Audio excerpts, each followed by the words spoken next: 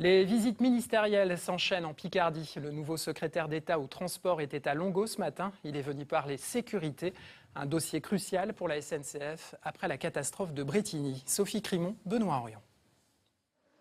Première sortie pour le nouveau secrétaire d'État au transport, fraîchement accueilli par les intermittents et les salariés précaires venus l'interpeller sur les nouvelles modalités de l'indemnité chômage.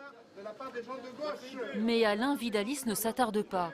Il vient réaffirmer son engagement pour la sécurité ferroviaire, annoncer un plan d'action en présence du PDG de la SNCF à Amiens, où se trouve l'établissement qui délivre pour toute la France les autorisations de circuler. Après un audit qui a été fait à la demande de l'État, nous mettons en place un plan pour la sécurité ferroviaire.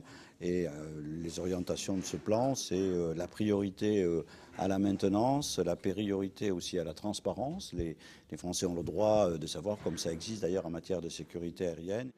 Puis leçon de travaux pratiques de maintenance ferroviaire pour le ministre sur une voie de service où sont remplacées 950 traverses usagées. L'exemple même de sécurité pour les trains du quotidien qu'il veut accroître à tout le réseau. Actuellement, la France est 5e au rang européen en matière de sécurité.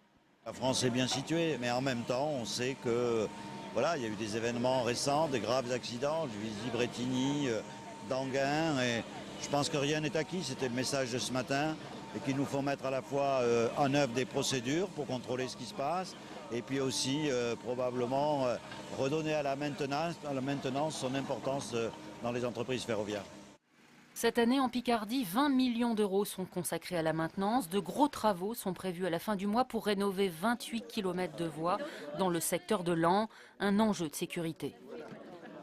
Notre équipe a aussi interrogé Alain Vidalis sur la ligne Paris-Beauvais. Le secrétaire d'État ne remet pas en cause le projet de la SNCF. Certains trains sans contrôleur. Écoutez. C'est tout le débat de passer d'un contrôleur tout seul, un peu isolé, parfois qui a des difficultés à remplir sa tâche, à des équipes de contrôle efficaces. Je pense qu'il peut y avoir un dialogue qui se poursuive sur ces questions-là, dès lors qu'on n'est pas sur une démarche de suppression des moyens, mais d'efficacité justement, et de lutte contre la fraude et de sécurité aussi des agents.